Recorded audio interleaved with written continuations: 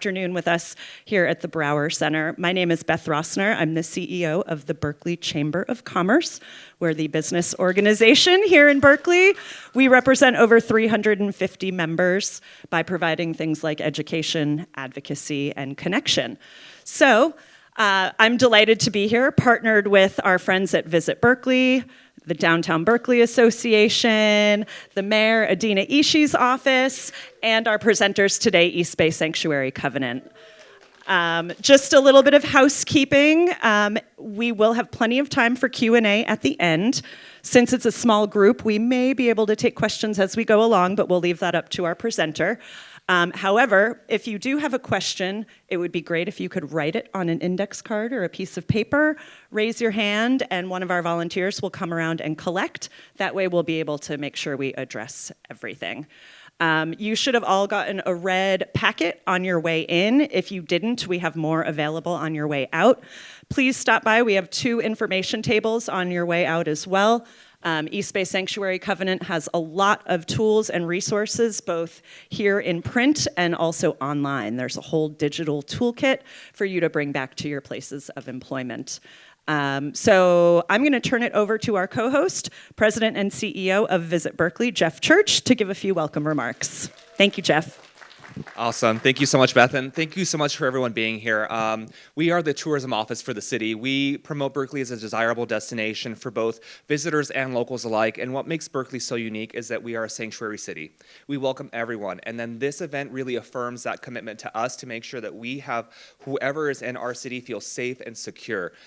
Through all the work that the East Bay Sanctuary Covenant does, the Mayor's Office, the Berkeley Chamber, and Downtown Berkeley, we work so tirelessly and cohesively to make sure that everyone feels represented and welcome. So we'd like to give special thanks to the East Bay Sanctuary Covenant for putting this together for our presenter and to make sure that we spread the information far and wide and for our visitors to know too, even before they get here, that they're going to be welcomed in Berkeley and have the resources and people are knowledgeable to make sure that they feel that they're going to be safe. That being said, Trailblazer Mayor Adina Ishii and her office have done such amazing work, and I would like to introduce her to give a few welcoming remarks as well. Mayor Ishii. Thank you, Jeffrey. Okay, gosh. Hello, everyone. My name is Adina Ishii. I'm mayor of the city of Berkeley. It is my absolute honor to be here. I'm so thrilled that this was able to come together. I know it took a lot of coordination, and I'm so glad that it's being recorded. Thank you, Berkeley Community Media. We know that these times are scary, that we're hearing from a lot of folks throughout our community that they don't feel safe, that they want to make sure that as they're going about their business, going to school, going to restaurants, visiting our shops, that they're going to be safe. And so it was really, I'm so proud of our business community because I know many business owners have reached out and said, hey, we want to make sure our employees are safe. We want to make sure our customers are safe. And that's why we want to have a Know Your Rights training. So a huge thank you to Beth from the Chamber and, of course, Jeffrey from Visit Berkeley and our folks from East Bay Sanctuary Covenant who are actually putting this on for making this happen. I'm just really proud of our community. And, yes, let's get the word out there. Let's get the information out there. We want folks to feel safe. And this is just also know that this is one effort amongst many efforts that the city is doing right now around sanctuary cities to make sure that folks are safe. So I'm really proud of that coordination. And I'm sure you'll talk a little bit about that as well. So I'll just leave it there. And thanks so much for having me. Appreciate you all. Thank you so much. Hi, everyone. My name is Rebecca. I'm from East Bay Sanctuary Covenant. I first want to really echo the thank yous that Beth, Jeffrey, and Mayor Ishii and everyone who put this together. We've been working closely on a lot of different sanctuary policies, as Mayor Ishii talked about, including the sanctuary ordinance. And so it really just brings us a lot of joy in these moments. We need these small joys. And so we're really thankful to be here with you all. And thank you for being here. Just a quick introduction to who we are. East Bay Sanctuary Covenant was founded in 1982 here in Berkeley during the height of the sanctuary movement under the Reagan administration when faith-based activists were bringing light to the crimes in Central America and why people were fleeing in the first place. And so we started providing legal services, which we do to this day. Now we've expanded. We basically see over 12,000 people a year, helping them with legal, social, and organizing, social services and organizing. Most of our clients are fleeing for asylum, which is on the basis of persecution. So we work with a lot of indigenous Guatemalans, LGBTQ asylum seekers, and majority are from Central America, but obviously we serve people from 72 different countries. I'm Rebecca Gurney. I'm the Special Projects Coordinator at East Bay Sanctuary Covenant.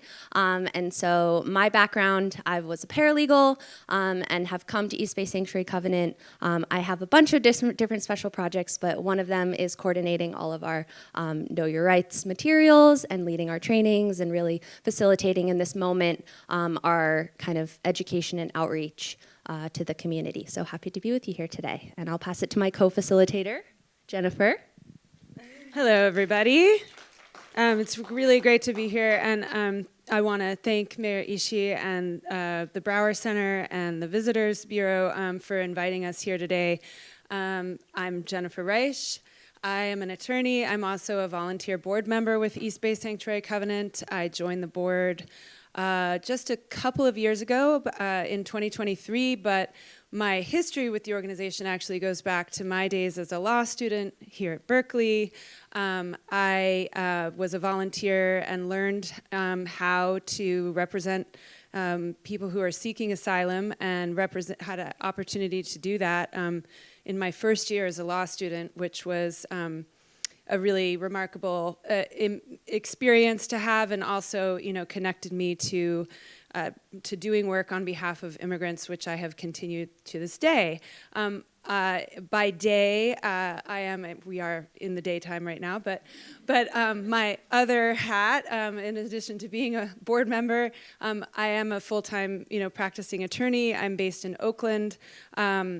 I have been doing work representing workers and students for the most part, labor and employment and civil rights law since I graduated from Berkeley in 2002. And so I have done lots and lots of Know Your Rights presentations for worker audiences and have not had the opportunity to do as many for employer audiences, but it's so really gratifying to see the Berkeley, business community coming together to show this kind of solidarity and support for your workers and for the members of our community. So I'm hopeful. It gives me hope, and it gives me, a lot of joy to be here. So let's see. Without further ado, I'll turn on this mic. So yeah, just a few reminders before we dive in. Jennifer is an attorney. I am not, and none of this is legal advice. We're sharing legal information about your rights and based in California laws and the Constitution, but none of this can be construed as an attorney-client relationship. We really recommend, and we'll highlight a few places, and you can talk to Jennifer afterward, that all of you, if you don't already have an attorney affiliated with your business, we really recommend getting specific legal advice for your specific business, in addition to learning all of the rights and laws that we're going to talk about today. Also, this presentation and all of this information is pretty dense. There's a lot of information on some of these slides. Our job, and we're going to work really hard to pull out these key tidbits that we want you to go home and remember. We will also be sharing these slides afterward, so you'll have a good resource. And so we might not get to every single thing on each slide, but we want to make sure that we get through it all and you really know the basics. As Beth mentioned, please, if you have questions, write them down on one of the question cards. We'll have someone come around and we'll take questions at the end. Some of our volunteers will come and grab your questions. And then a few notes on the language we're going to be using. I'll talk about this in a bit as well, but obviously there are a bunch of different agencies that do immigration enforcement. We'll often be saying the term ICE, but that doesn't necessarily mean that it is ICE. We'll use that term to refer to any federal law enforcement agency that might be doing immigration enforcement. Also, when we say immigrants, I want to acknowledge that there are a wide range of people who are considered immigrants with varying statuses. and that this information applies to everyone, regardless of your status. These are constitutional rights, and it's really important for all of us to learn this information, especially as immigration enforcement is becoming more widespread and more indiscriminate. And so these rights apply to all of us, and it's up to all of us to learn them and affirm them, and so we keep our communities safe. Quick overview of our agenda. We'll start with your rights and responsibilities as employers, especially why we need to learn our rights. And then we'll go through kind of basic steps for how to prepare, what to do during, and what to do after an encounter with immigration enforcement, also sometimes referred to as a raid. We'll share some resources. I'll go over that red toolkit that you have in front of you. We might have time for a little practice, and talk about the next steps that you and your business should take. And then we'll have the question and answer. So just to start off, so we know who's with us, how many of you in here are business owners? If you could raise your hand if you own a business. Thank you. Awesome. Managers? Lots of managers. And employees? All three. You wear all multiple hats. Great to know. So sounds like we have mostly managers, some owners, and a few employees. How many of you are located in Berkeley? Most of you. Wow. Any from Albany? Oakland? Cool. Any other that not Northeast Bay? How many of you have received previous training on Know Your Rights? Okay, a few of you. Awesome. Specific to workplaces? Know Your Rights for workplaces? Awesome. Great. Are you familiar with the California Workplace Protections for Immigrant Workers? Have you ever done a training on that? Cool, a few folks. Great, well, after today, you will be able to answer yes to that question for sure. Thank you. Okay, so we'll start off with our rights and responsibilities. So, I can stay over here, I guess. I think, can you hear me? Is that okay? Yeah. All right, great.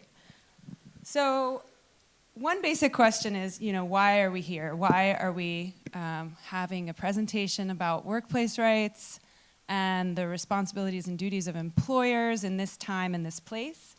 And why are we focusing on immigrants and immigrant worker-related issues? And that's for some fairly perhaps obvious reasons, but I think they're worth kind of highlighting. And that is, first of all, California's economy, our entire economy, and certainly the economy of Berkeley and the region where we are, is heavily dependent on immigrants and immigrant labor. California's economy, which of course is the 5th largest economy in the world, if it were a country, which is kind of crazy, but true. It's home to almost 11 million immigrants, and 34% of California's workforce is foreign-born. And there are nearly 1.5 million undocumented Californians who are active in the labor force, which accounts for almost 8% of all workers in the state. It's also the case that undocumented immigrants in California have a labor force participation rate of over 72%, which is 5% higher than the rate for native-born residents. So, and it may not surprise people to know that undocumented workers generate nearly 5% of California's GDP. So that is the backdrop that I think is important to keep in mind, that this is an issue, these problems and these issues are things that are really of importance to all of us, not just as individual employers or business owners or members of this community, but because these, the working people of California are the backbone of the economy.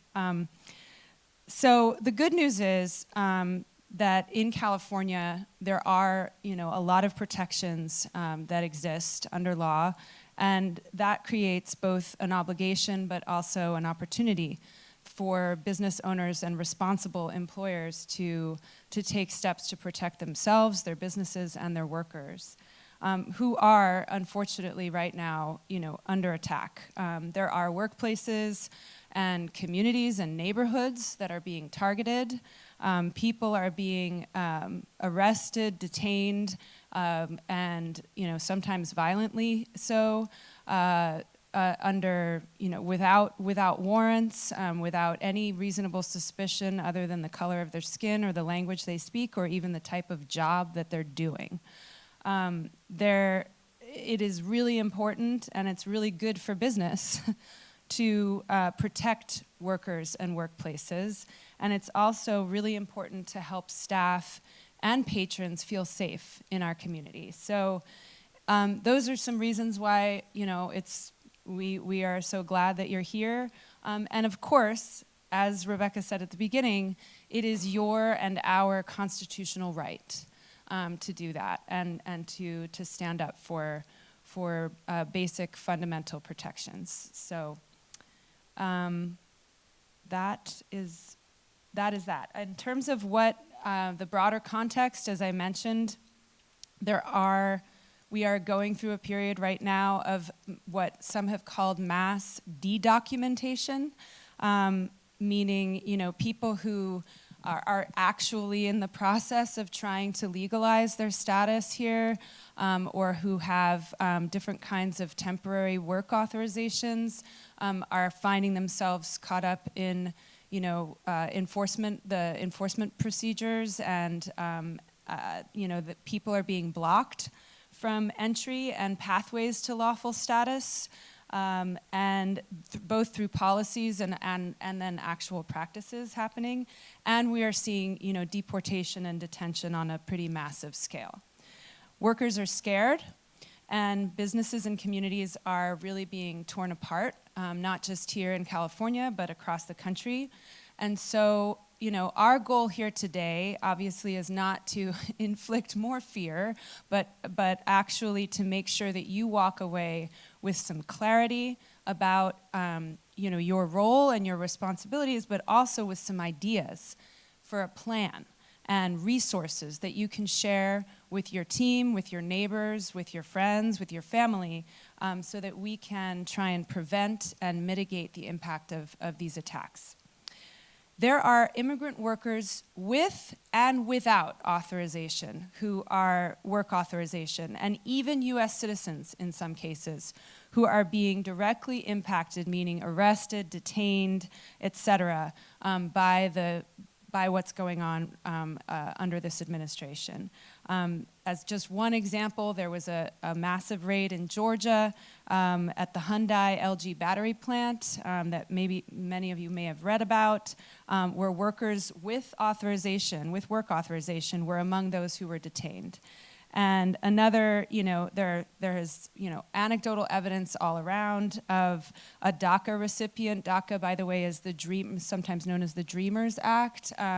So a student, a person who came here as a child and who had authorization to work under that executive order, was detained when the car wash where they were working was raided. And more recently, the Supreme Court, through a sort of emergency ruling, has basically held that ICE can that there's no problem with using actual racial profiling to determine whether someone looks like an immigrant enough to justify detaining them. So it's there's a lot happening right now, and so even though in Berkeley right now, we may not see the presence of this authoritarian and very frightening kind of regime happening. It is happening, and it's really important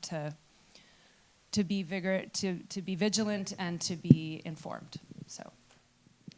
Yeah, and I'm sure everyone saw that There's a possibility that the National Guard might be deployed to San Francisco. And so it really does feel like the net is closing in, and now is the time to be prepared. So thank you all for being in this room, and this is exactly what we need to be doing at this moment to best prepare ourselves.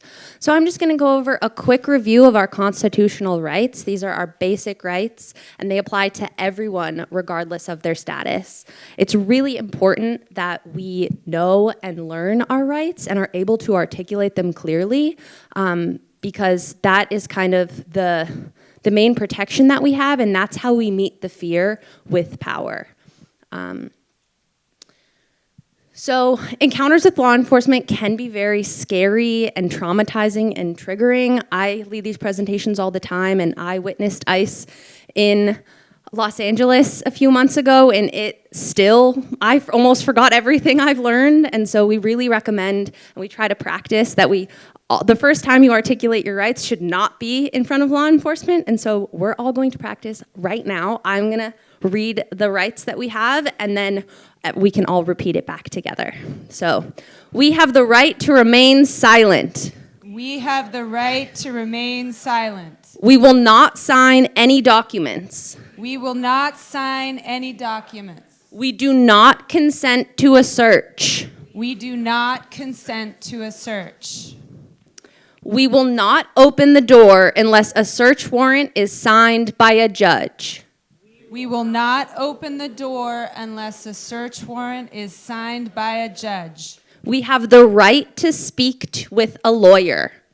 We have the right to speak with a lawyer. We are recording this interaction. Are we free to go? We are recording this interaction. Are we free to go? And so I'll go over where all these rights stem from, but these are all of our constitutional rights. I just wanted to make one extra point that we use the we pronoun here because we feel like that is the best way of affirming not only your individual rights, but also affirming rights for folks who may not know or be able to voice them in that moment. And sometimes telling someone, don't say anything or don't sign that can be construed as assisting or evading arrest. So instead, it's best to inform folks of their rights. So you can say, you have the right to remain silent, or better, we have the right to remain silent. It's a way of standing together in power with each other when we're interacting with law enforcement. And so just quickly, you all probably might have learned this in high school. We'll do a quick refresher. But some people like Pam Bondi seem to have forgotten certain of these basic things, but go on. The Fourth Amendment is the amendment that protects against unreasonable search and seizures. So that's like, I do not consent to this search. We'll talk more about private and public space and where you do have the right to privacy and how to affirm your right to privacy. The Fifth Amendment provides you and your staff the right to remain silent and not to sign any documents. So that's the right against self-incrimination. And finally, the Fifth and Sixth Amendment guarantee the right to speak with or hire an attorney in criminal and civil proceedings. Just a quick note on that is that in immigration proceedings and civil proceedings, you have the right to an attorney, but unlike in criminal proceedings, one will not be found for you. There's no public defenders. So although you have the right to an attorney, you need to find one yourself. And we'll talk about some resources for folks who need representation in those cases. Also, to invoke your rights, you have to explicitly say them aloud. So that's why we practice saying it, and that's why it's so important to not only say it, but also have video of yourself saying it and have proof that you did invoke your rights. Because if your rights are violated, the enforcement is not going to happen in the streets. The enforcement happens in the courts. So if your rights are violated and you have video evidence of you invoking your rights and them being violated, you're able to go to court and basically get compensation. We'll talk about some examples of people getting out of detention as a result of their rights being violated. And so it's really important that you invoke your rights explicitly and verbally, and that you have proof of you doing so. And finally, why is it important to know your rights? I know you all are thinking, you've seen the videos. Why do we have to know our rights when they're not respecting them? Because it's true. Sometimes you will invoke your rights and they won't be respected. But it is incredibly important. The only way that we maintain our rights and maintain our ground is by invoking them. It helps prevent arrests. I'll talk about some examples where knowing your rights actually stopped a raid completely, when people actually know their rights and are able to articulate them. Or if the rights are violated, it helps prepare a case and help people get out of detention. Finally, when you're calm, you know your rights, and you have a plan, it allows you to stand from a place of power in those interactions and not of fear. You're not coming into the situation panicked, not knowing what to do, maybe getting bamboozled by whatever lies or schemes they're trying. Instead, you know what rights you have in those situations, and you know what your legal standing is. And finally, it allows you to support your employees. It allows you to say, we are a safe space. This place, you can continue to come to work, to feel comfortable, and these are the rights that we have in our business. And so it allows you to have the freedom of choice to determine how you want to protect your space. Finally, just a note on who is doing immigration enforcement, how to identify these alphabet soup, yeah. so to speak, of agencies. So immigration enforcement is conducted by the DHS, the Department of Homeland Security. These might be ICE agents, but also CPB, that's Customs and Border Patrol, HSI, or ERO. And then there's other federal agencies who can also be deputized, like the FBI or the DEA. Sometimes those agents might be wearing, do I have a little pointer? Oh, kind of do. Might be wearing vests that label themselves as ICE or HSI, like in this photo. Oftentimes, like in the videos you're seeing, they're unidentified with masks. Like in this case, for example, this is moderately unarmed, or in the more severe examples, they're very well armed.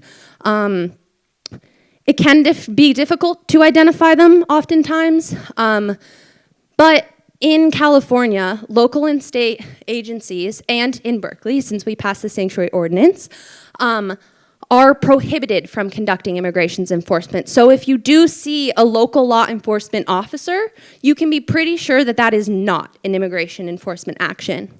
Also, in California, law enforcement are not allowed to wear masks that conceal their faces. So if you see someone who is wearing a balaclava, and generally concealing their identities and not showing a badge, then that is probably not local law enforcement. So you can assume that they may be ICE or a federal. Right. Also, quick note on vehicles. ICE often uses American brand cars, so GMC, Ford, Dodge. Sometimes they have exempt plates. Oftentimes they just don't have plates, blacked out windows, and sometimes you'll see the little police lights like in the rear side of the car or in the dash. But those are just some ways of trying to identify. We'll talk later about kind of the best practices for if you do think you see ICE, all of the different details that need to be included when you are reporting. But they include, what kind of gear are they wearing? Are they labeled? Are they wearing badges, etc. So, work authorization and immigration status. These are two different things. So that's first to understand. As employers, as many of you may already know, you have an obligation under federal law to verify all employees' work authorization when you hire them. And that's the law that established the I-9 form process, which is the Immigration Reform and Control Act, or IRCA, of 1986. I actually, just as a small side note here, want to note 1986. That is actually the first time that anyone in the United States was actually required to prove their authorization to work. So it's just, I think it's important to keep in mind that history, that when we hear about this problem of illegal immigration and the surge in undocumented workers, it is in part because we did not track how many people were documented or authorized to work before 1986, which, is important to keep in mind. Anyways, but there are lots of different kinds of immigration status, and there's lots of different kinds of forms of work authorization. So if you're a US citizen, then you can prove your citizenship, which automatically confers your authorization to work through the I-9 process. You produce a passport, for example, or other proof of citizenship.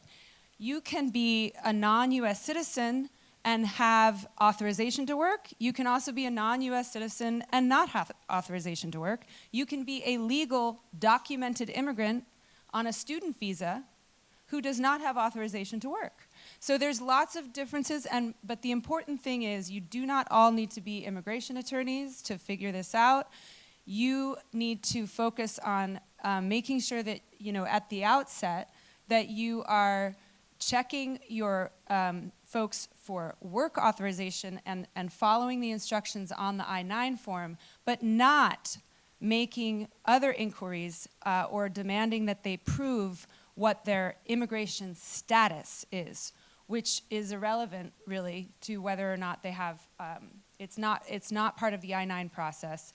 In fact, asking them for different or additional documents to what they are allowed to provide under the I-9 process is itself, can be itself an unlawful form of discrimination and violate California and federal law. So you have to verify their work authorization within 3 days of being hired.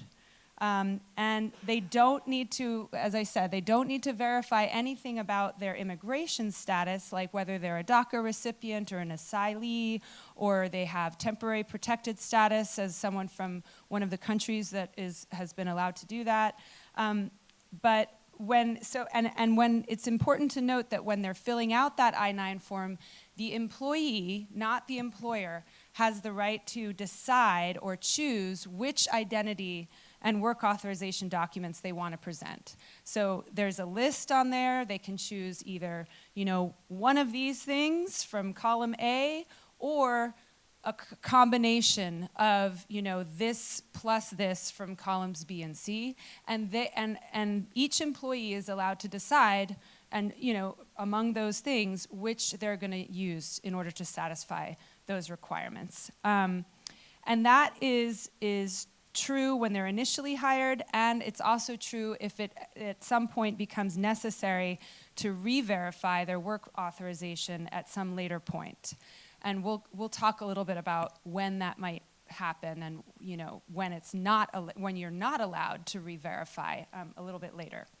So as I mentioned, requesting additional or different documents than what is listed on the I-9 form can be considered an unfair immigration-related employment practice, and therefore a form of discrimination.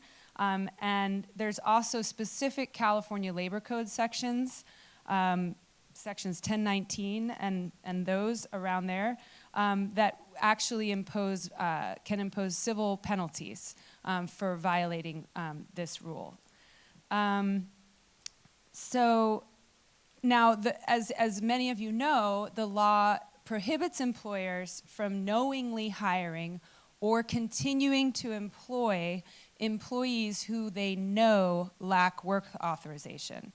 And there might be times when an employer is going to need to re-verify an employee's work authorization, such as if during the initial I-9 process or hiring process, the employee presents a document showing that their work authorization has a specific expiration date, it's a work permit and there's a specific date, then when that document is expiring, the employer is supposed to ask for updated proof of authorization. Another situation in which re-verification may be permitted and or required is if ICE is conducting an audit of the employer's Form I-9s and tells the employer that certain employees lack work authorization.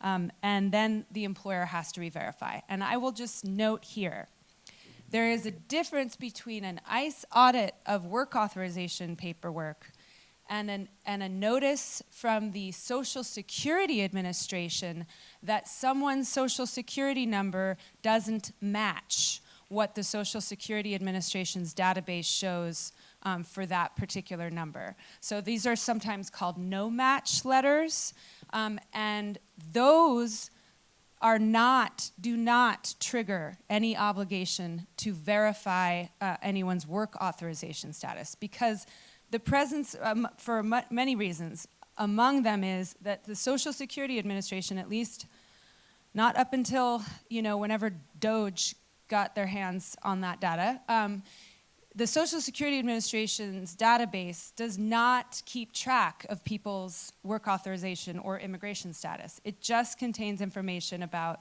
people's Social Security numbers, and there are often a lot of things in that database that are, there are a lot of errors there, and there are a lot of reasons why someone's name, for example, is incorrect in the Social Security Administration's database, or it doesn't match whatever the name is that's being used for payroll purposes, et cetera. There's a lot of reasons, and there's I can direct you all to, if you want to know more about that, if anyone has had an experience of receiving one of those notices and wants to know what does it mean and what should I do, there are some great resources available online.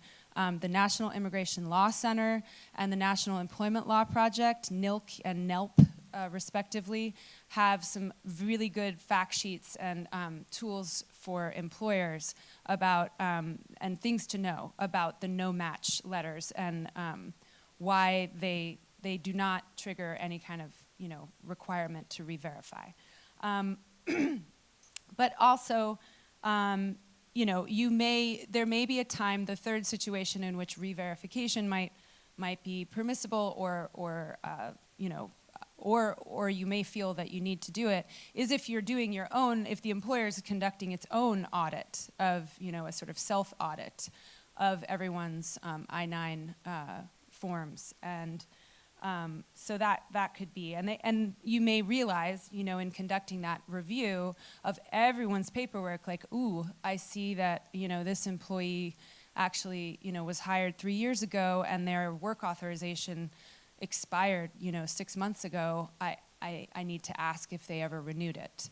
And then, you need to give them a chance to do that, and you need to give them a reasonable period of time to provide you with documents. So an I-9 notice of inspection, this is what I was referring to before about an audit, an I-9 audit. This is what it looks like. You'll notice that there's a seal and everything, and it'll say what it is. But you'll note that this should be over here. You'll see that this is something that has to be signed. It does have to be signed by a judicial officer, but it is not the same as a search warrant. So it's a subpoena for records, if it's signed, only if it's signed by a judge, is it actually something that it requires you to, that's when you know that it's a valid request for records. It does not give, this kind of notice of inspection does not give ICE permission to enter a private space of your business. So if someone comes to your place of business and shows you a notice of inspection and says, oh, you asked for a warrant, here it is, that's not a warrant. It's essentially a notice that we want to conduct an audit of certain documents. So. And that is a practice now. HSI has been showing up and trying to use notice of inspection to gain access to private space, assuming that people don't know the difference. And so the key difference that Jenny pointed out is that this is a subpoena and that it says specifically to produce records. I know it's kind of small, but it is not, and we'll show you what a real warrant looks like, but it is not a warrant. And as Jenny will say, you have 3 days to respond. You do not have to respond immediately, even if it's served in person. Yeah, sorry. Yeah, no, that's okay. It's not a warrant. It doesn't allow them to enter any space or to speak with employees, certainly not to speak with anyone. It doesn't allow them to speak with anyone in particular, including you. But it is important that if your place of work or the business that you own receives a notice like this, it is incumbent upon you to please seek counsel, soon, or immediately. And again, not counsel like me who does labor and employment law, but an immigration attorney who actually knows a thing or two about these kinds of notices. And there are, a number of really, we're very fortunate in the Bay Area that there are, unlike in many parts of the country, there are actually a number of really excellent immigration firms that do advise and counsel businesses. And so I think we'll be well situated. And we have some folks in our audience who actually are much more knowledgeable about that than me. So when we talk about encounters, I guess because a raid, I think, brings to mind something that has been unfortunately happening, but isn't the only way or even the most common way in which you may have an encounter with immigration law enforcement agencies. But we do, just as shorthand, any kind of random or unannounced encounters with ICE or other agencies, we're just gonna kind of call those a raid. And they may or may not, be accompanied by lots of militaristic dudes with, weapons and all of that. But they do involve ICE attempting to, access otherwise private property or space. Without a judicial warrant, ICE is only allowed to enter a public space. They cannot come onto private property without a warrant. And as we practiced at the beginning, you do not have to consent to allowing them to come in unless they have that warrant. So it's important just to remember consent or warrant. And the warrant, it has to be a valid warrant, has to be signed by a judge.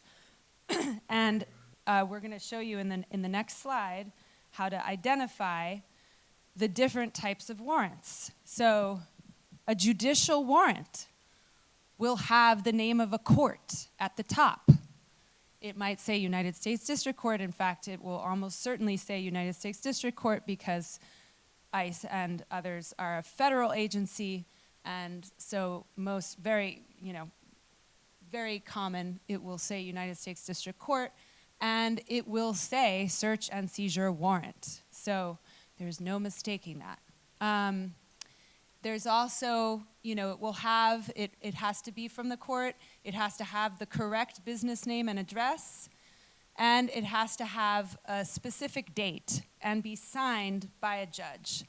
If it's missing any of those elements, then it's not a valid warrant.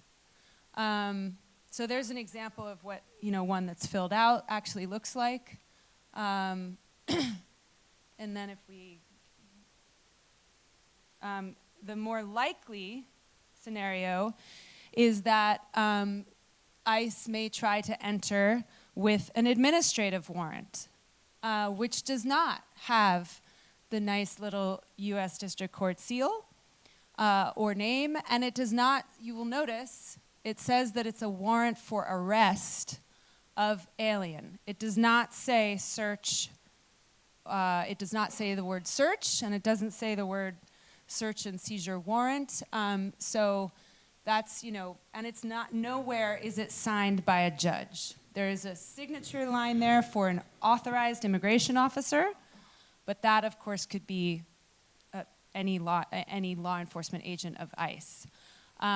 So, keep this in mind and remember that if you do not give consent and they do not have a judicial warrant, they cannot come in. And again, if they do anyway, as Rebecca said, make sure that you have verbally and visibly and hopefully recorded your invocation of your rights so that you can record the fact that they are violating them.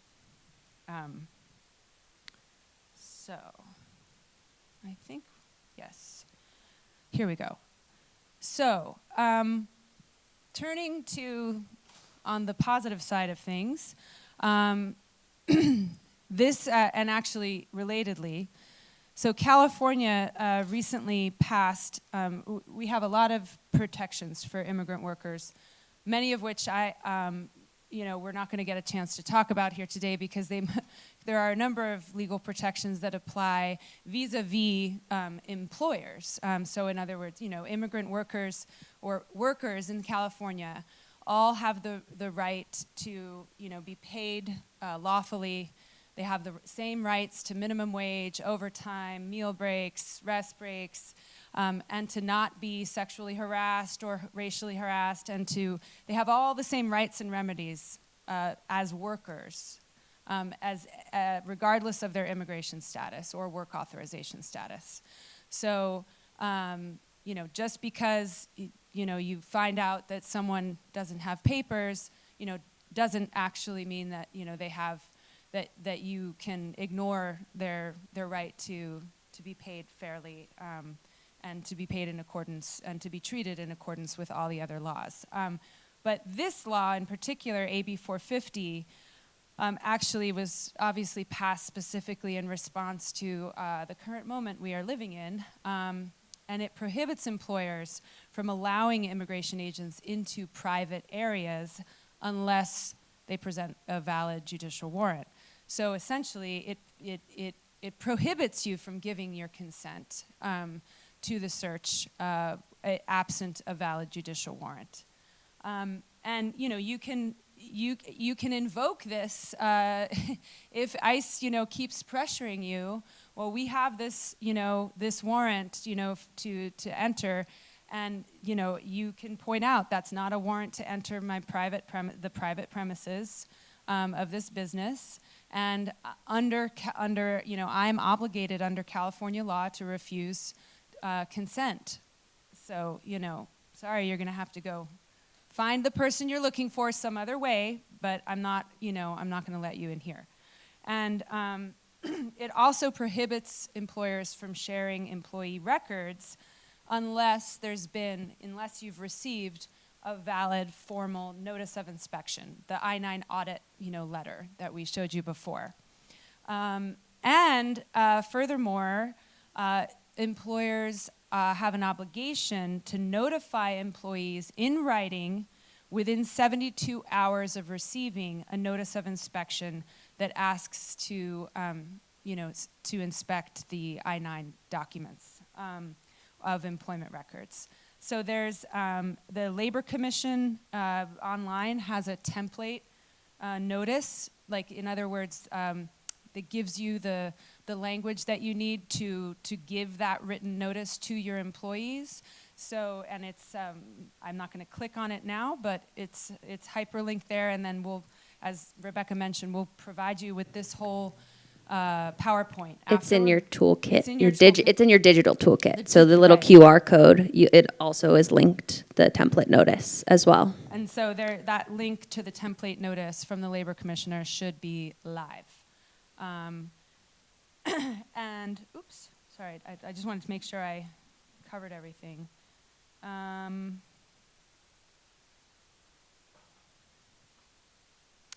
Yeah, I wanted to add, the law also does have requirements around notifying impacted individuals about the audit results and next steps for them. So, for example, if someone's been identified by DHS as lacking or maybe lacking work authorization, there's a process for providing them with notice, letting them provide new work authorization docs and documents if they have them or if possible, and then if there are if unauthorized workers are positively, affirmatively identified, they have 10 days to provide work authorization. And then if they can't or don't produce that work authorization within 10 days, and that's, by the way, that's how long you as the employer have to then also provide the documents back to ICE.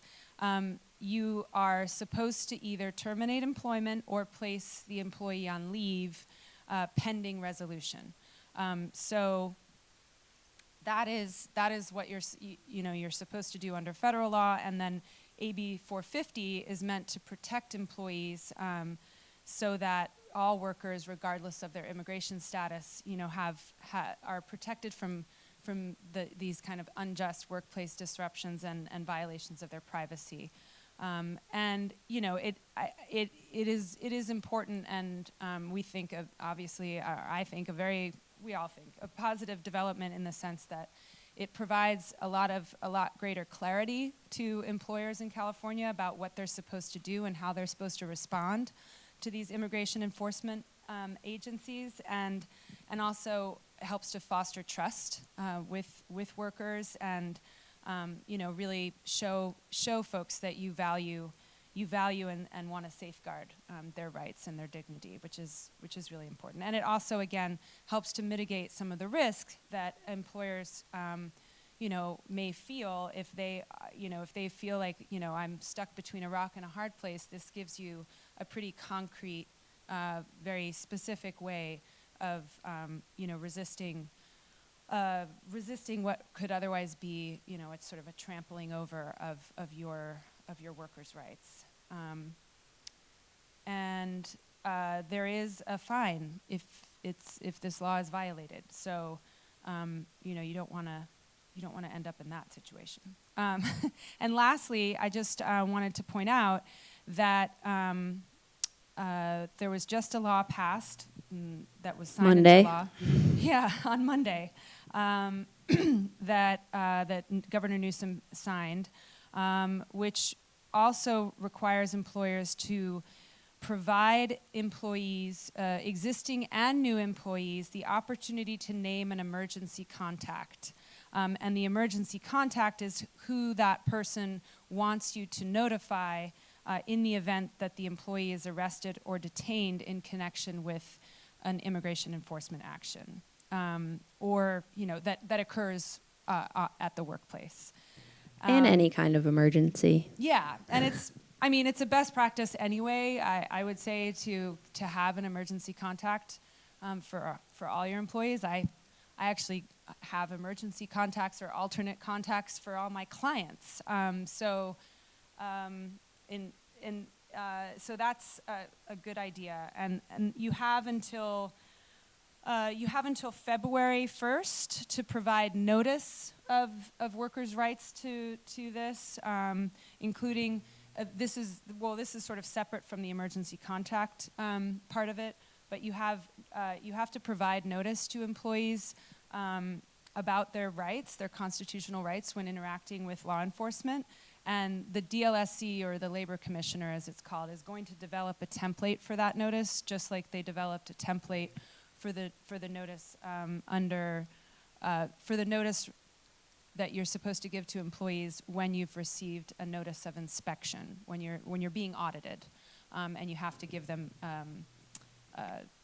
employees a chance to update their documents if they can do that and if they need to.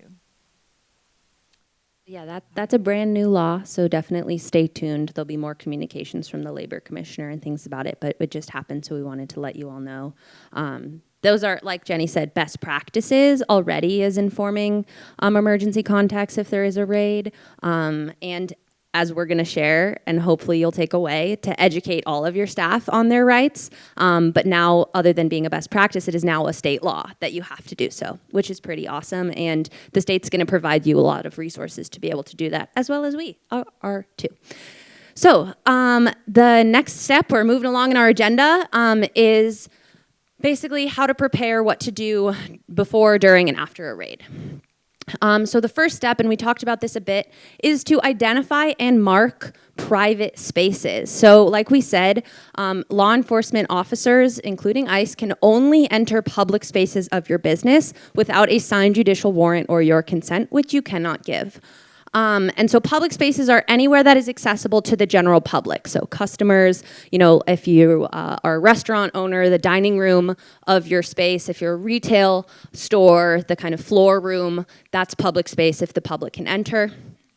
Private spaces are areas only accessible to employees or certain persons like clients. If you So the kitchen, the back room, if you're a doctor or have a medical practice, the kind of patient rooms, those are spaces ICE cannot enter without a judicial warrant. That also includes employee break rooms, construction sites that are off limit to the public. We'll go through a few examples. We also recommend and have included in your toolkit some private property signs to really help you affirm your right to privacy. So just because it's a private space doesn't necessarily mean that ICE is going to respect that. So you're really able to say, I do not consent. This is a private space and I do not consent to your entry. You're able to really clearly designate what is private and public space, and we really recommend that you go through your whole workspace or your business and you clearly mark and identify which spaces are private and public with these signs. Some of you might already have these signs if you have a client-only space or not, but some of you might also need to do this. So for example, like a reception area, the place where clients can sit, thank you for coming. The place where clients can sit is private space, is public space, but behind the desk, that's private space. So any records behind the desk, private space. So you could put up a sign. Consultation room.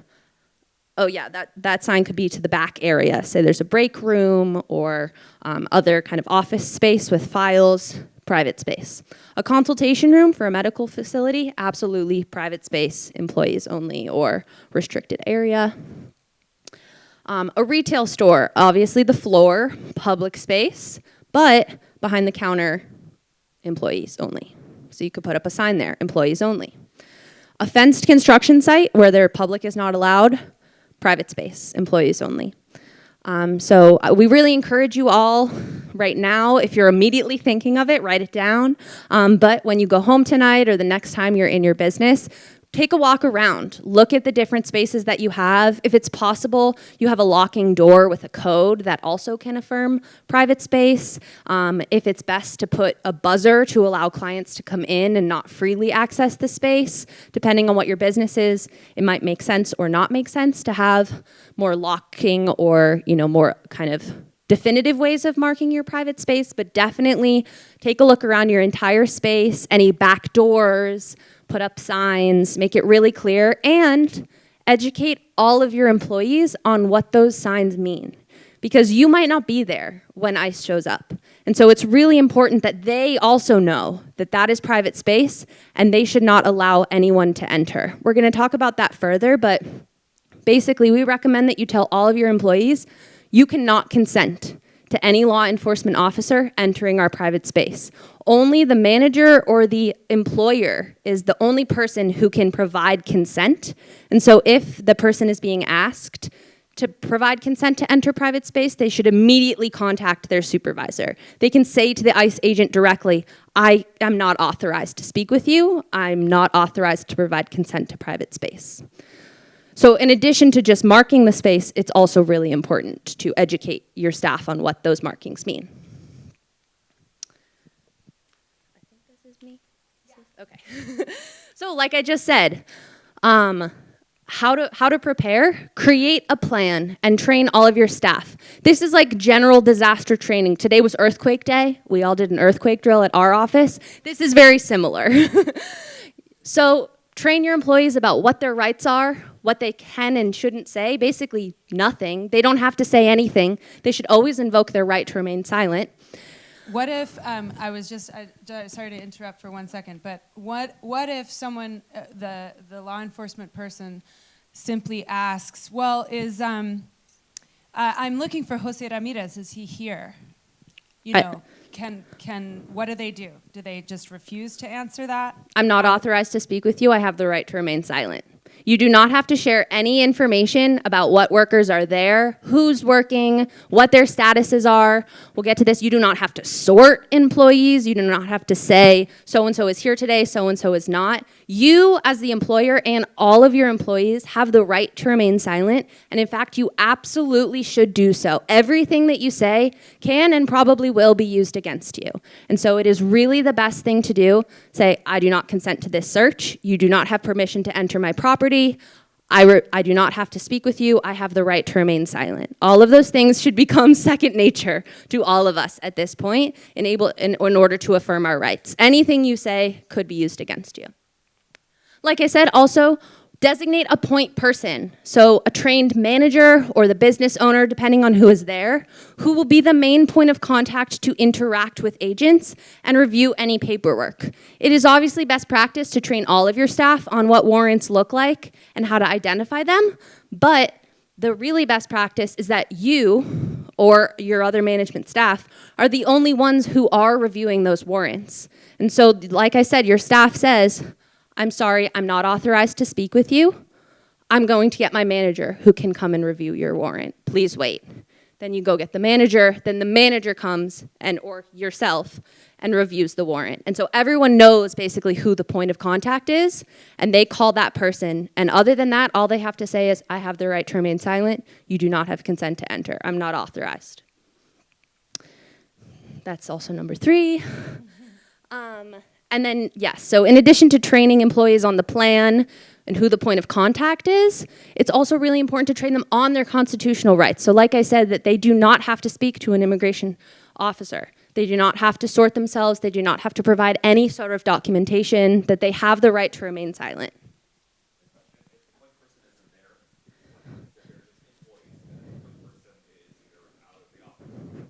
Yeah, so that's a really good question. We talked about that today in our earthquake training in terms of who the safety officer is.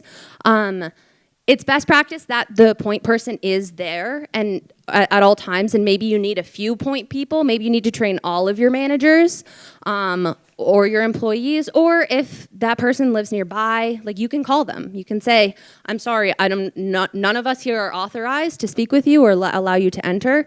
I'm calling my manager. They can review your warrant. You could take a picture of the warrant, send it to them, get confirmation.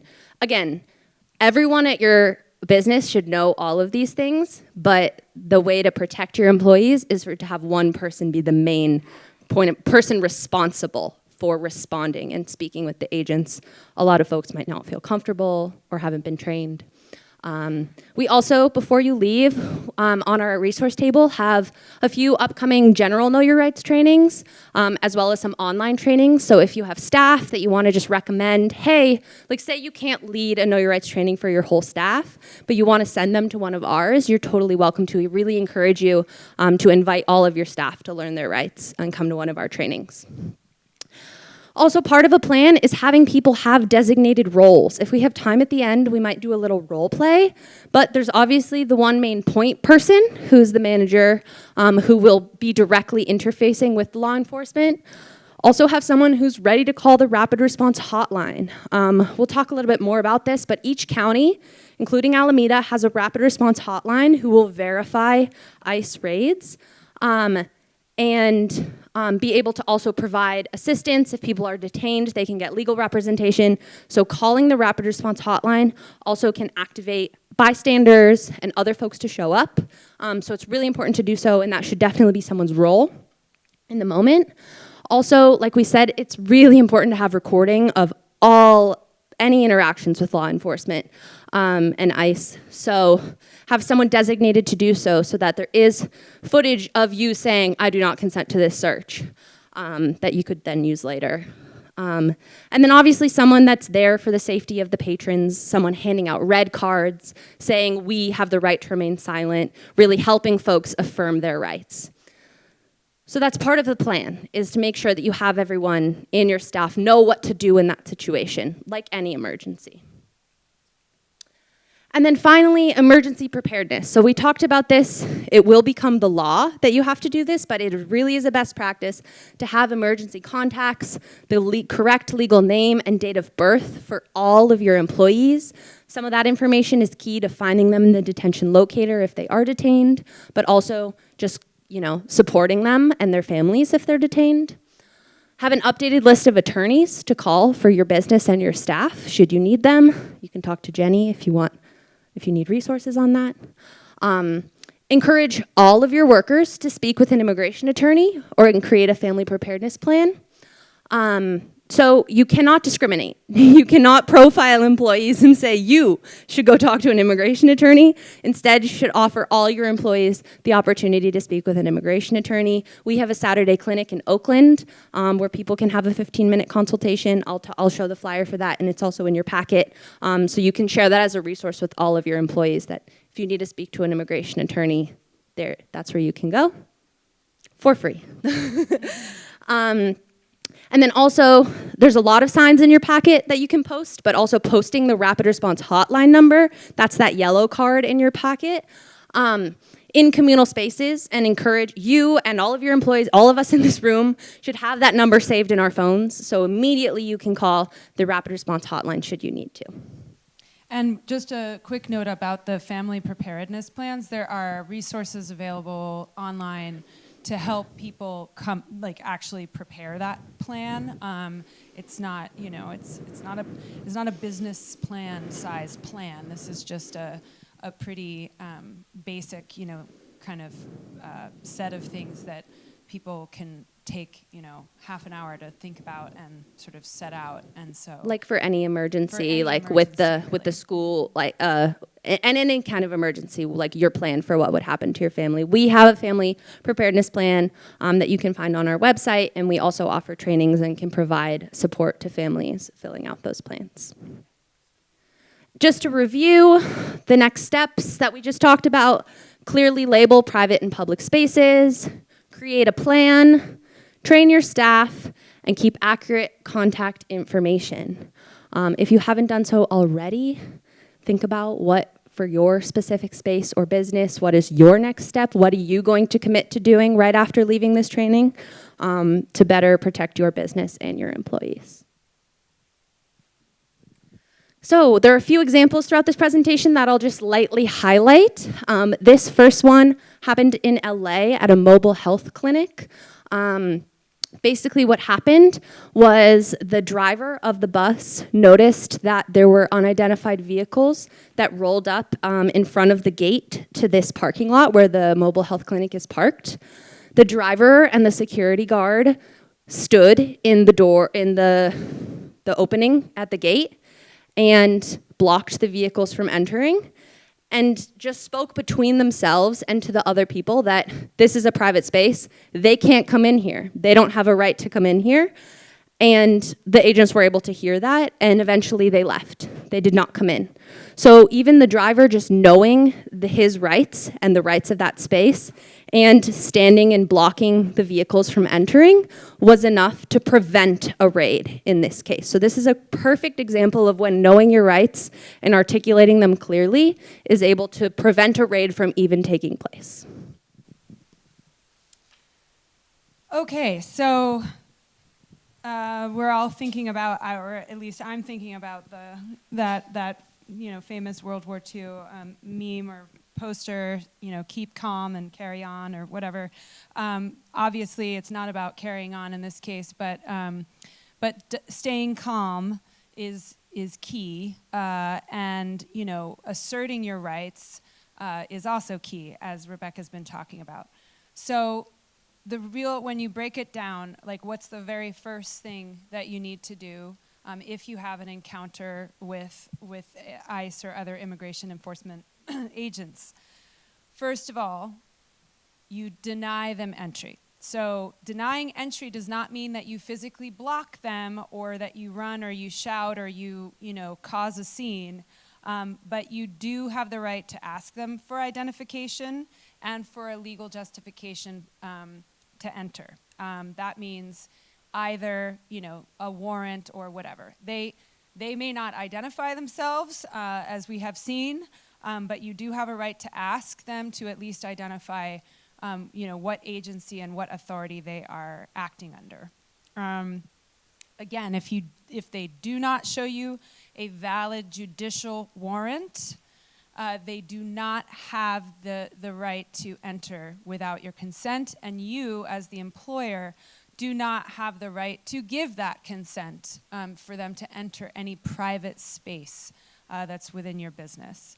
You, again, practice it in front of the mirror or over the dinner table or, with your kids even. I mean, I don't want to traumatize anyone's children, but I think my children would be happy to practice saying, you do not have the right to enter my room without my consent. They say it to me all the time. They tell me I need to knock, Yeah, exactly. Now, they don't have the right to lock the door unless I tell them, but anyway, so, but practice that. I do not consent. We do not consent. Make it collective. Make it something that that you're, used to saying. And then, of course, step 2, remain silent.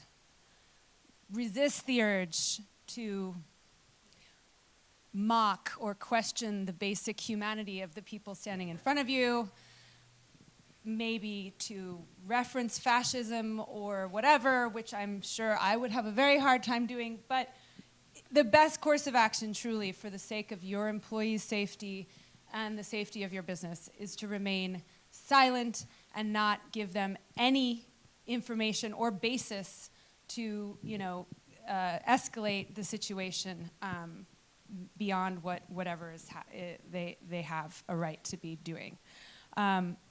So as an example of, a counterexample, I guess, to the mobile clinic one, more recently, there was a raid at a New York business, a factory, where ICE actually agents used a crowbar to enter the premises.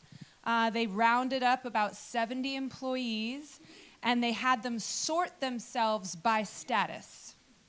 And dozens of workers were detained. And this is, an example. Like, ICE is not playing by the rules. They are not respecting constitutional rights. They are going after, people and places, indiscriminately and, many would say with malice, with something beyond reckless indifference to people's rights.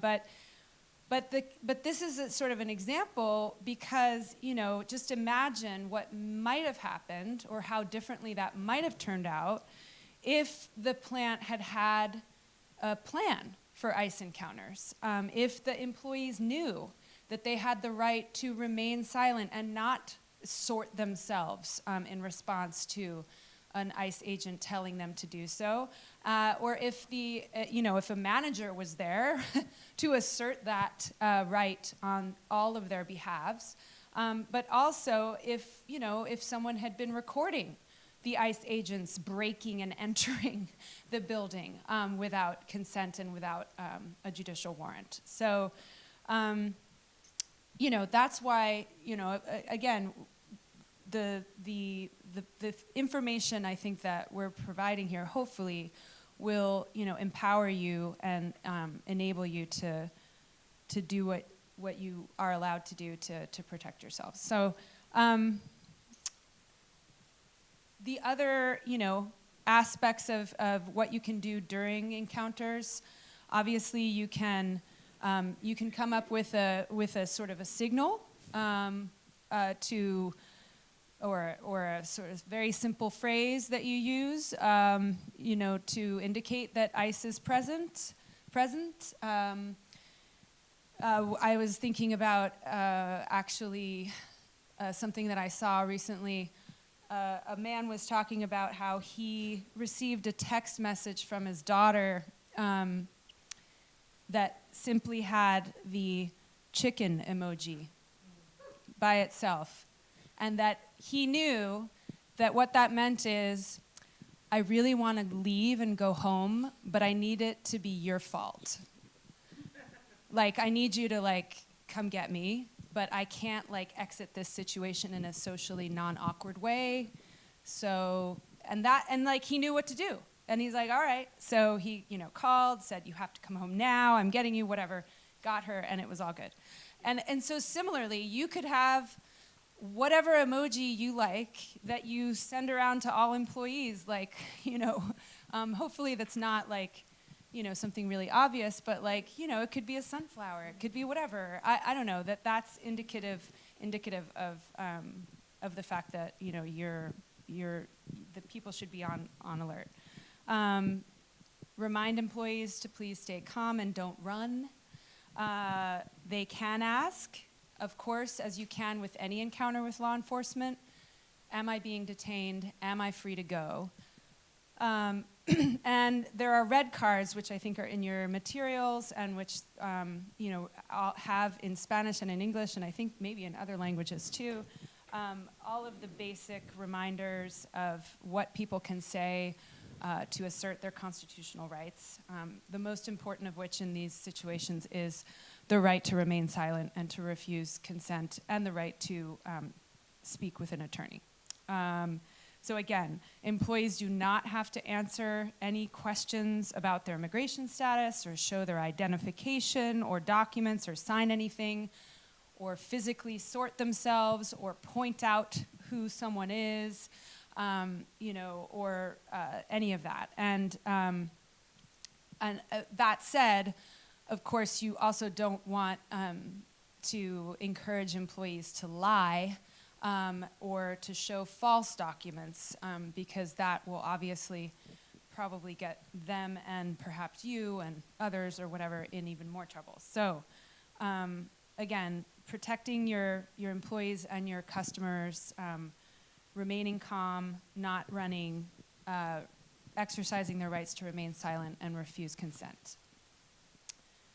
And then lastly, or second to last or whatever, is recording.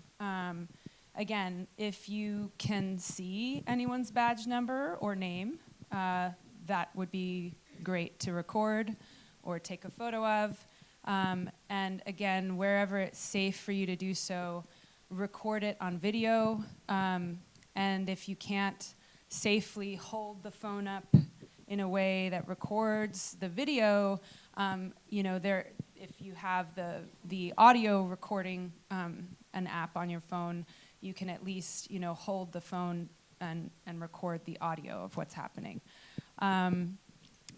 Again, this is whether or not force is being used. If agents are showing weapons or trying to kind of show force, intimidate people, if they are only speaking to or targeting people based on their race or because they hear people speaking a certain language. And again, if there's a warrant and they're not complying with it, or they haven't actually, or they misrepresent it if they lie, that's also something to note. So this SALUTE acronym is from the Rapid Response Hotline, which I think is a great way of remembering the important things to note. The size and strength, how many officers, how many vehicles, are they armed, are they, how are they dressed, what are they doing, and where are they, where did they come from, did they come by car, did they show up in some other way, did they, helicopter in, and I think you've probably noticed that if that happened.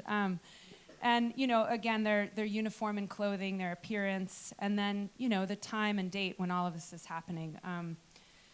And so these are some of the things that you can do.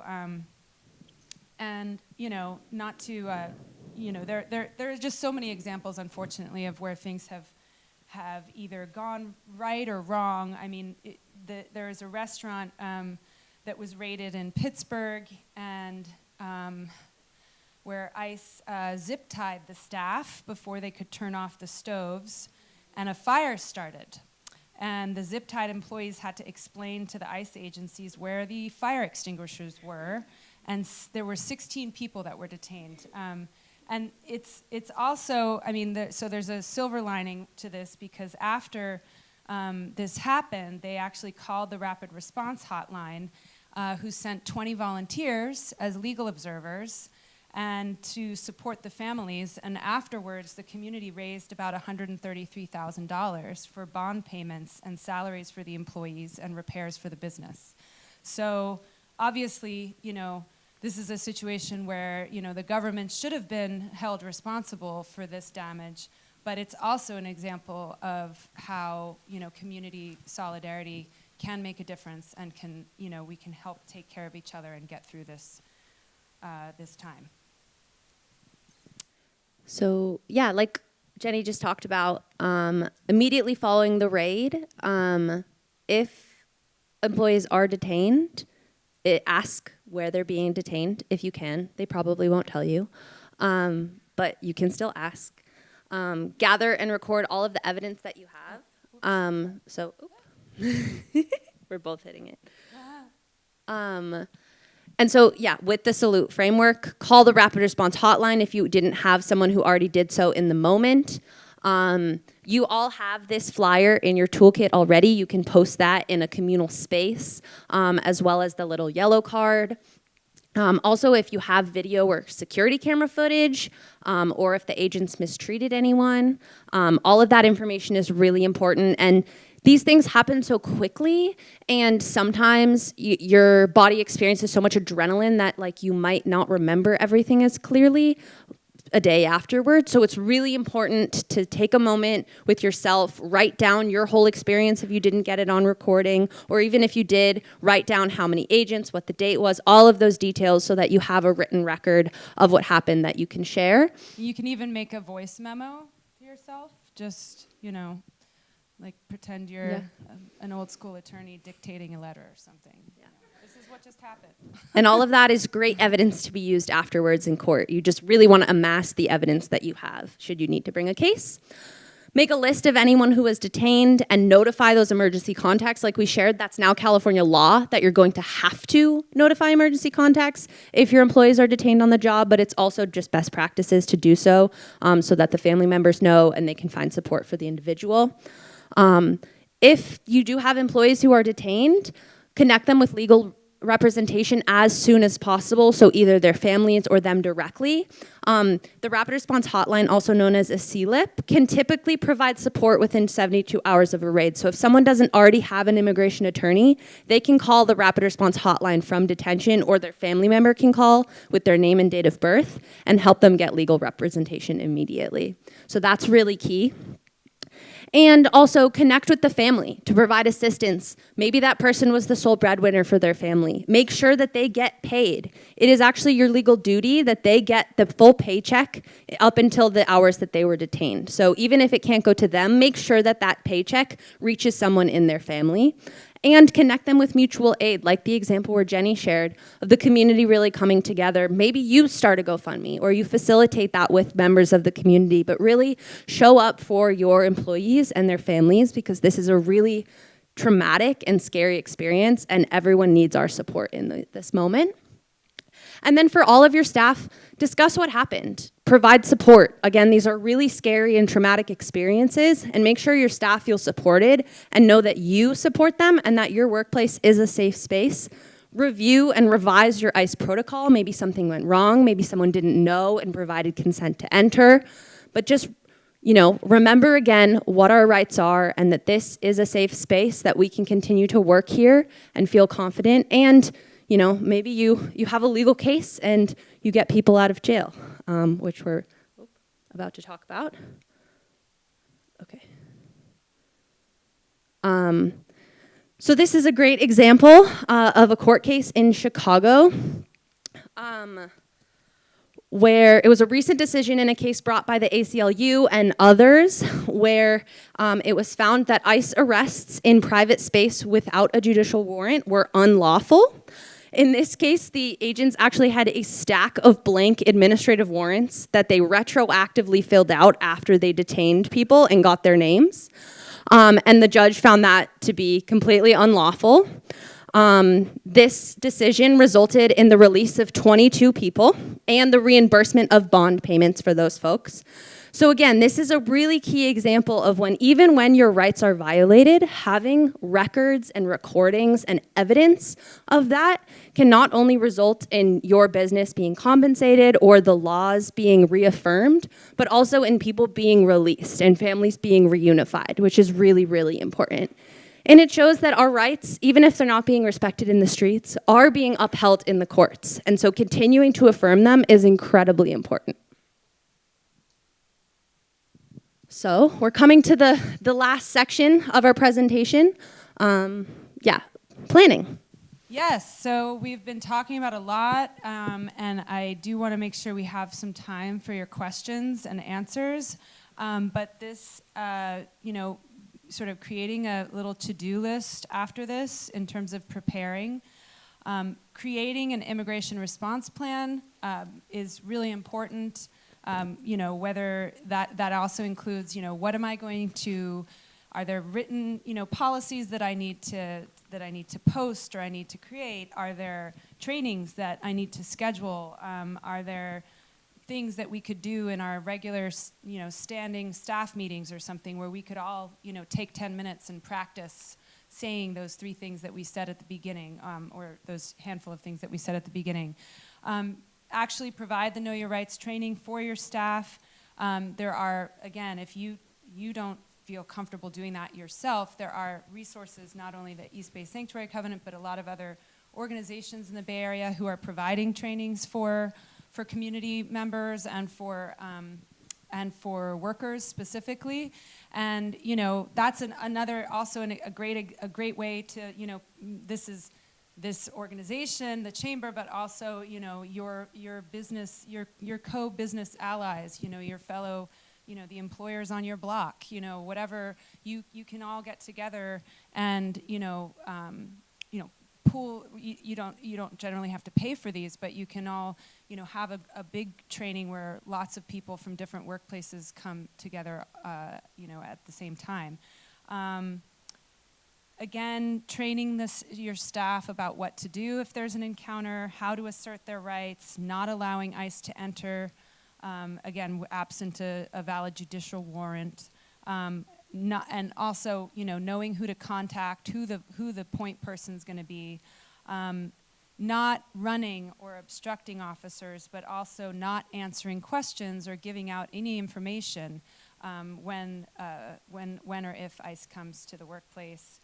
Securing the private spaces, using the signing to indicate that, updating your contact information for everyone, and making sure that you have a contact person, a legal contact person that you can call as a business owner or as an employer, to get advice and counseling if you need it.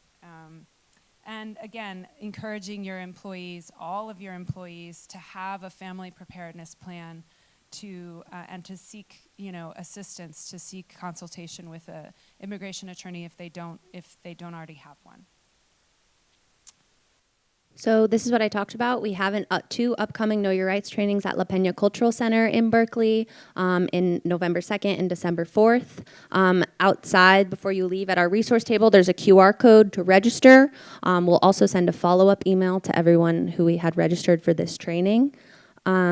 And then we can share that link as well. Did you have a? Oh, we'll get to the question and answer section. 1 second.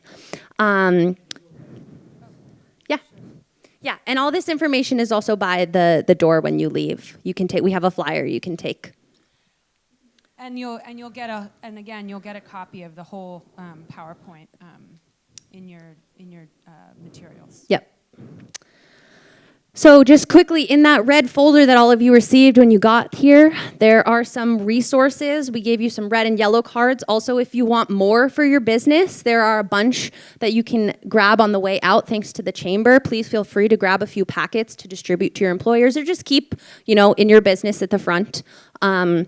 There's the salute flyer, which has that framework and talks about the rapid response hotline. We have some of our beautiful Somos Santuario posters in English and Spanish that have your rights. You can post those in the windows.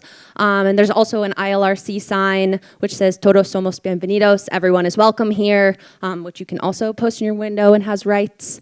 To post in your business, we gave you some Know Your Rights signs for employees about their rights, as well as some private property signs to post around. And then the first resource in policy resources is that 2-pager on Know Your Rights, which is kind of a summary of this presentation. That's in your folder. There's a longer workplace guide and some sample workplace policies that are linked on the QR code, which is here on the presentation and also in your folder that you can look at for additional resources. There's a FAQ on those laws we talked about, and a bunch of other additional resources for you in that toolkit. This flyer is also in your toolkit, and this is about our services, our weekly legal and social service clinic in Oakland. This is where you can send your employees. We also have extra of these flyers if you want to distribute some, but again, free legal consultations. And then we do also have a paralegal hotline that people can call if they have particular questions, and you can also visit our website. Also at our resource table, you can sign up for our newsletter where we share key Know Your Rights information, policy changes, actions that you can take, and you can donate to our organization.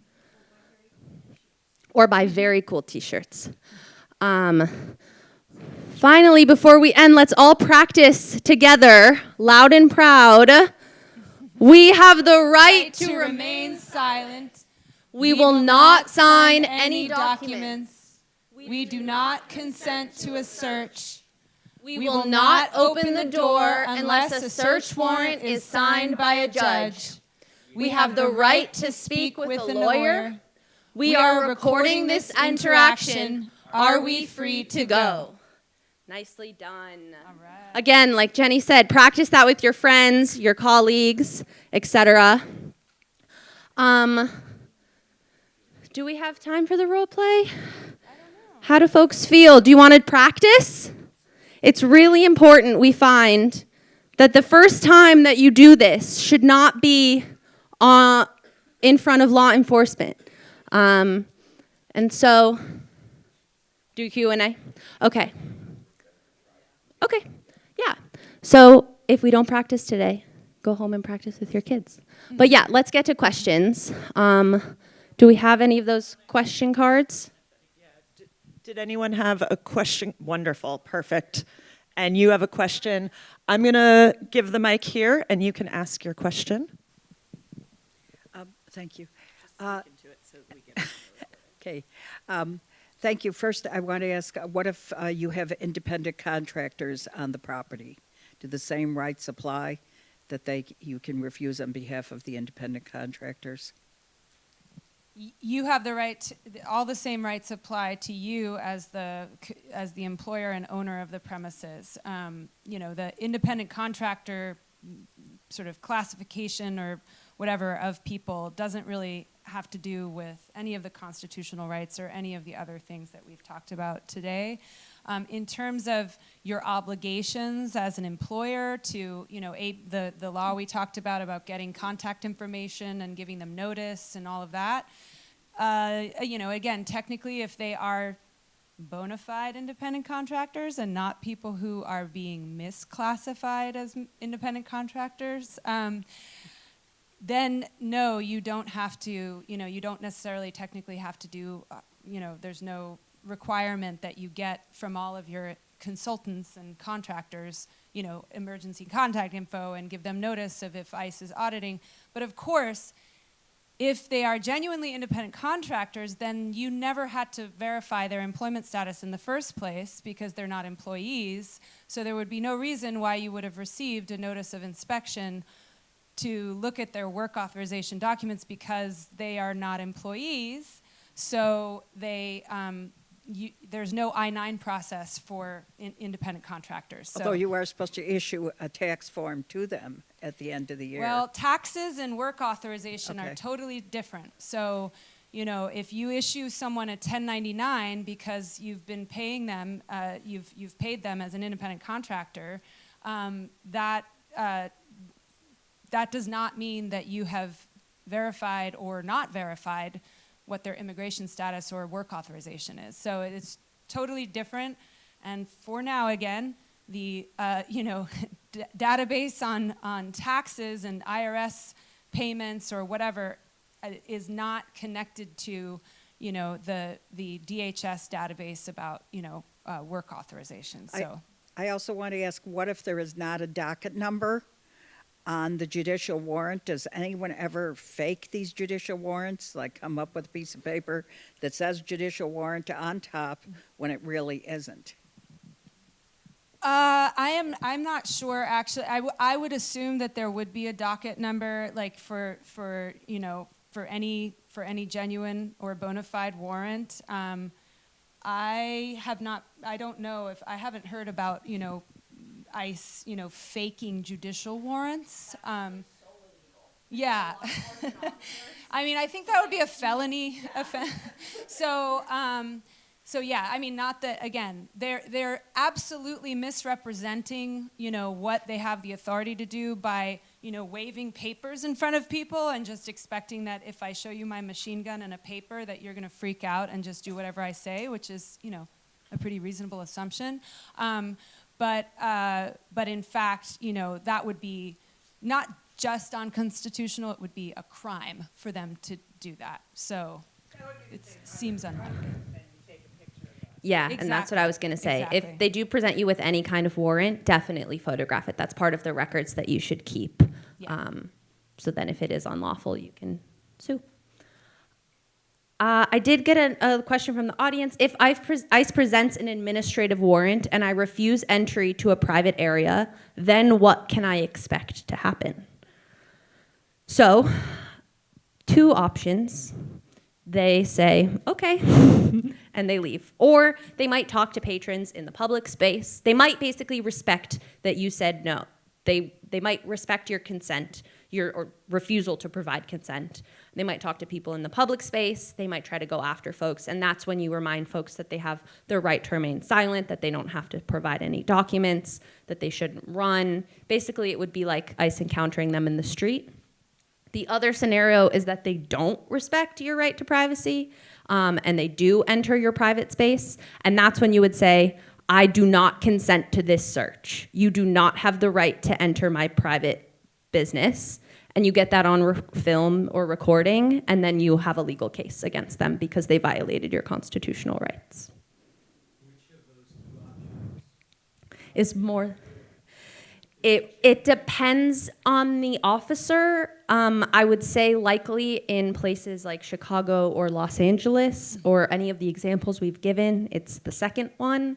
But like in the first example, in LA with the legal mobile health clinic, sometimes they leave. So and there are other examples where that has happened outside of like workplace contexts where, there was a sighting, someone who cited an ICE-looking van or SUV kind of getting close to an area around a school or a child care center, I believe, right sort of soon before school was going to be letting out. And so, rather than wait and see if they approached, the area right around the school, that person went to the van and recorded the whole time and said hello and introduced, essentially made it known like that I am here and I am recording you, et cetera, and they left. So there can really sometimes if there's sorry, go ahead. Yeah, I just wanted to add. I just wanted to add something, but basically, it depends on the group of people that are there. Some are more aggressive and use less reasoning. Others are more, compassionate or afraid of the consequences. And so it really depends on the case. But a response. This is basically bullying. So the more power people feel, like I have the right to, set this line on the ground, the more likely they are to respect it. Because what they expect is for people to be scared and cower. And if we do the opposite, it's usually what they don't expect. Mm-hmm. What we're talking about here are different levels of prevention, and everything matters. So whatever you can do in that moment, like the mobile clinic, great, let's prevent this from happening at all. But what we've also seen is that in those horrible cases when people are detained, them knowing their rights, you calling the rapid response hotline, getting an attorney out to the detention center right away, it makes all the difference for people then being released. And the thing is that immigration enforcement knows it. They know that when we know our rights and when we stand together with our rights, they don't it's illegal what they're doing. And many times they release the people who then knew their rights and remain silent and say, I want to talk with a lawyer. And, it's horrible what's happening. But again, it's these different layers of the prevention that we're doing. Yeah. And I wanted to also add that I've spoken with some folks who feel like they affirm their rights, they get detained, and it's all over. And that is not the case. Even if folks are detained, they still should affirm their right to remain silent. They still should consistently ask for an attorney. Just because they were detained doesn't mean that they're going to be deported, doesn't mean that they should self-deport unless they choose to and they want to. But basically, it's never over until it's over. Like Lisa said, there might be evidence, they might be able to have an attorney. So it's really important that folks continue to remain silent and ask for an attorney at every single step of the process. There's a question. To confirm, an employer should not keep documentation about an employee's immigration status. What about when sponsoring H-1B or green, I assume they mean green card, I-9, we only need to look at and verify the document, not keep a copy of it. So there's a few things to sort of parse out here. The I-9 process is not about confirming or tracking people's immigration status. Those are two separate questions. Right. So, but what I'm saying is the requirement to keep documentation at all has to do with documenting people's work authorization, not their immigration status. So right. I know that. Okay. Sorry. That was a mess of a question mark. Okay. I wanted, so let's just talk about the I-9. So this is around audits, right? So Yeah. the second question is about making sure that we have the right documentation for audits and not anything more than that. Got it. So my practice has been to verify documents, but not keep any copies of the documents themselves, but filling out the I-9 form correctly. Right? So that's one piece. I want to make sure, because my predecessor would keep copies of stuff, and I've gone through and shredded all of those, partly because I want to. So that's one piece. The other piece is this question about not keeping any documentation on immigration status or status of an employee. So I get that. We never ask for that. In the cases, if we are sponsoring an H-1B or a green card, are we supposed to keep the notices of approval, whatever I forget what they're called, the notice of action taken, the H-1B itself or the green card itself, are we supposed to keep that or not keep that? I actually am not. I am not, because I'm not an immigration attorney. I don't want to give you a definitive answer to that, but I think that's a good question to ask. If I would assume that any employer who is sponsoring someone for an H-1B visa or any other kind of employment-based visa, or legal, I've never heard of an employer sponsoring for legal permanent residency, but either way, I will assume and hope that that employer has been working with an attorney. So that would be a question for the employer to ask their attorney, their immigration attorney, which of these records do I need to keep a copy of? Which ones are you keeping a copy of so that I don't have to, really, because I think it's a great point that if you have the records, what records are you then obligated to give up if you're audited by ICE? And that's another great point that, say, for example, your attorney could keep the records for you, so you don't have to have them on the premises. Yeah. The same goes for your I-9 files. Say you have an office off-site from where your employees work. It's best to, in any way, try to separate all of your I-9 documents from the rest of your documents, so that for if any reason they come searching and they say, give us access to your files, we're going to look at your files, you say, like, actually, no, my I-9 documents are right here, over here, please come get them, rather than giving them access to all of your files. So that's another best practice, is to really keep your information separate and secure. And and as a labor and employment attorney, I know that, under California law, employers have to maintain certain personnel records. But the way that the California Labor Code defines, personnel or employment records, it does not include, it doesn't say anything in there about work authorization related documents or anything like that.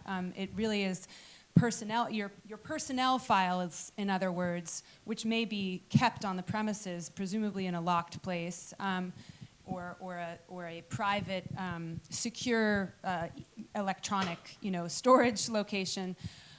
Those are things that employees have a right to access. Employees or their representatives have a right to access, but again, do not need to include, immigration or anything relating to anyone's work authorization.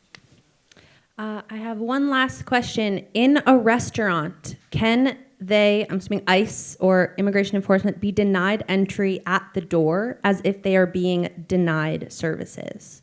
It is my understanding that the answer to that question is no. Law enforcement can enter any private space, or public space, excuse me. They can enter public spaces that the public is welcome to, and it's not the same as denying a patron access or denying services, because they are law enforcement. They have the right to be in all public spaces. You can still try, for example, like a hostess can say, please wait here, I'm getting my manager. You don't have the right to enter, but likely they are lawfully allowed to be in the public space of your restaurant. Yeah. However,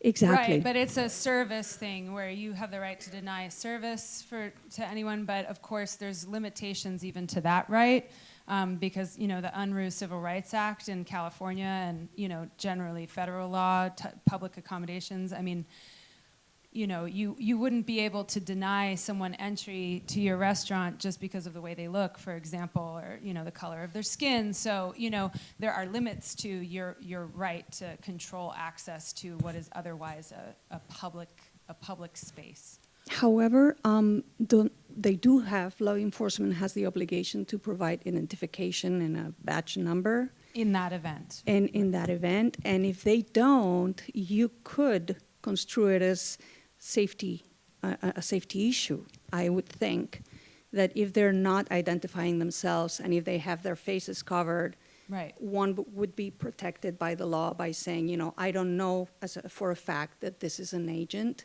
right, and I need to protect my patrons and my employees. So it's for example, that happened in San Francisco with people pretending to be ICE agents, and the restaurant owners were able to get them to leave because they were not ICE agents. So that's a really good point, Marissa. Thank you. Any other questions? Any final thoughts? Thank you so much for being here. We Yeah, have let's- one last question.